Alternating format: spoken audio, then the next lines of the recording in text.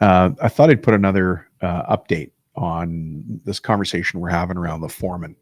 Um, we're running a foreman training right now, 26 companies in there. We're getting a lot of great information, a lot of great data. I like info. I like data I can believe in, data I can trust. And we surveyed 100 companies, 100 before we even started. And then these 26 companies. So we got 126 data points, if you will, sitting here. And what it's told me is I know why your jobs are going sideways. If you see me looking all over the screen, it's because I've got some notes here from the surveys that we've done. I want to make sure I'm quoting the figures accurately. I hope you appreciate that. But what I was reading a book just the other day. You probably read it, by the book by Chris Voss, Never Split the Difference. And the quote is, when the pressure is on, you don't rise to the occasion, you fall to your highest level of preparation. And how many times has that happened to us? You don't rise to the occasion, you fall to your highest level of preparation. So if we're not prepared, let's say on the install side, that's the side that becomes the bottleneck for us, right? Wherever that is in your company, let's say it's in engineering or before the CNC, as a lot of us know, right? Is the problem before the CNC, after the CNC? Is it before the shipping door or after the shipping door? And it fits the quote so perfectly. Can you imagine? I was reading a book about Chris Voss, who trains, FBI negotiators in hostage situations. And I find a way to overlay it with cabinetry and millwork and the trades, but the overlay is right there. So anyways, if you're in a situation, you've probably seen this before, if you're running a shop of any size at all, if you've got a foreman, you probably have, you've got that foreman, and then you've got 3 or 4 people underneath him or her, right? So you've got probably 8 people in your company minimum. Maybe you've got 10 or 20, maybe up to 50. And you see things like job delays and rework and just plain miscommunication, which, by the way, came up in the surveys. Miscommunication, no communication, guessing at communication, all that stuff. And who would have thought putting together things out of wood, making things, being a contractor had to do with communication? And yet here we are. That's the answers we're really getting back. So ultimately, at the end of the day, I want to remind you, as you're trying to solve this, as you're heading into the weekend, trying to think about it, we're not dealing with a people problem. We have a leadership systems problem. And the leadership systems are the kind of things that you and I are here to put in place. So if we have a leadership systems problem, that's an us problem, something that we can solve as owners. And again, Chris Voss taught FBI negotiators how to perform under extreme pressure. And we need our foreman to do the same thing in the middle of our shop or in the middle of a job site, right? A couple of interesting quotes came from the last training class. We were talking about time management for leaders, and we're doing it as an open facilitation. We like people to comment and talk. It's far better than reading off some slides, right? And one of the guys in San Fran goes, I'm not even 10 feet into the door before the problems start coming at me. And that's a foreman of a very big shop in San Francisco. Is that happening to your foreman as well? No wonder he or she is on their back foot the whole time. Not even the door by 10 feet. Hasn't even put their lunch down. And the problems just start coming at me. Actually, it's pretty funny on the training because we can see companies working through this. This was, you can see people's office on a Zoom call and people interrupting the training while the owner and the foreman and some of the supervisors are in the call. And, we have to put a stop to it because we need to be able to hold our time as precious, because the time that we're holding right now is time we can do something else for the company. We're not just having a party. We're trying to get something solved so the company can move forward. So when people interrupt us, it takes away from our future potential in this company. Anyways, here's one of the quotes that came from training. Maybe this is your shop. Maybe we're a fly on the wall. I can't have a meeting without getting interrupted every 10 seconds. And that's on top of the text messages I'm getting at the same time.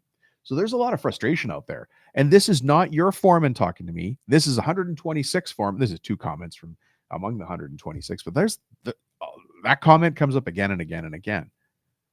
We went on in one of the surveys to say, what's the most common thing that throws your day off track? So think about that. What's the common thing that throws your day off track in your shop, in your job site? So think about you in your day-to-day. Think about your foreman in front of the tools. I want you to think about your installer. What's the most common thing that throws them off?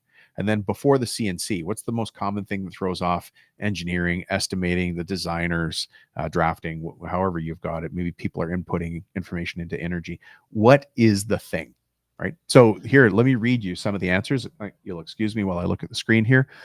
So what's the most common thing that throws your day off track? So here's the answers. Not knowing where to start. Starting and stopping on jobs too often when information's missing. Information is missing. Chasing unfinished projects. Oh, frustrating. You got a bunch of things almost done, half done, and that doesn't even take into account the work that you can't bill because it's not finished, which impacts your cash flow, which impacts your profitability, which, as you and I know, impacts your stress. Job site lags behind, affecting the schedule or a machine breaks down. Defects, just plain out and out defects. Someone calls and needs something ASAP that we forgot about an item. So it happens often enough that this foreman wrote that down. Somebody else here said emails and text messages, like we just talked about, and then missing information. So again, the same themes. How many times did people say communication when, we don't like running meetings? We didn't go into the trades because we're good communicators. And yet, what is the very thing that our company needs to grow? The left hand has to know what the right hand is doing, folks. And that's the stress or the strain that our foreman's under unless we lean in and give him or her the tools to deal with that. And of course, those are the tools that we teach people on. Time management, the basics of time management that a CEO is using in your city right now. The CEO of your airport. Do you think that person, your local airport or your biggest hospital, do you think they're wasting time during the day? They cannot. But they learn how to use time management tools very early on in their career. Typically, we don't, until we started talking about it. Typically, the trades doesn't talk about it at all. And I understand why to a certain extent, because we do time and materials, or we pay by the hour, but we're running a business. That's only talking about how you might, one of the few models that you might use to charge a client. And so that really has an impact on us. So what kind of tools do you need? Well, I'm going to list a couple. First, you have to know how and where and why your time is being stolen. So you, as the owner of this business, you have to know how your time is being stolen, where it's being stolen, and why it's being stolen. So the person interrupting your meeting is not trying to steal your time. They're trying to get an answer, but why are they trying to get an answer? And how can we stop that from happening again? It might take an investment today in certain systems and tools. We teach you those, but you've got to learn how to stop that question from happening again and again. And does it take effort? Yeah, it does. It's just like if you want to do 50 push-ups tonight before bed, you got to do 1 before bed, and then 2 the next day and 3 the next day. You got to build your way up to it. It's the same thing. You have to learn the tools, apply the tools, get it a little bit wrong, and then over time you build on that muscle, that management muscle, that leadership muscle, right? One of the tools that we used is the 1-3-1 method. And we actually did it. Actually, it's funny because we did it on the call. There was a shop owner, very high-end shop, really nice guys running a shop in Montana, central Montana. And they had a question about, how do I stop getting interrupted all the time? These guys just keep coming in. And we talked about the 1-3-1 method, and I did it as a role play on the call. And you could actually see some of the other people smiling, going, I could see what Dom's doing. And if you don't know what the 1-3-1 method is, get in touch. We'll figure, we'll talk it through. But it's not a magic tool, but it works magically, if that makes sense. It's not easy, but it's simple. A hammer is simple, and you can do amazing things with it. But at the end of the day, a wrench is easy and you can do amazing things with it, but you do different things with a wrench than you do with a hammer, right? So this is a tool. You have to know how to use it. And that's, of course, what we talk about. Not every tool works in every situation, but there's a tool for every situation. I like to use riddles on Fridays to confuse you. So anyways, the 1-3-1 method works really, really well. And what it does is, actually, here's how I learned it. Maybe this will help. I was working at a steakhouse during university. And by the way, the reason I was working there is because when you work there, you got free baked potato or free bread. And I was a student, so I wasn't making much money. But if I worked at that restaurant, I could eat as much bread. It was awesome sourdough bread or baked potatoes that I wanted. So I lived on that for a couple of semesters. But I remember going to my manager when I first started there. And I said, hey, I got this problem. Blah.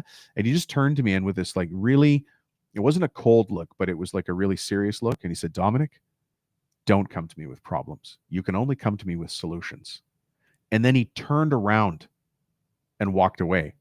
That was the end of that conversation, but I learned it there, which that's got to be 40 years, maybe 50 years. It was a long time. Well, it can't be 50 years ago. I'm only 56, but it was a long time ago, regardless, right?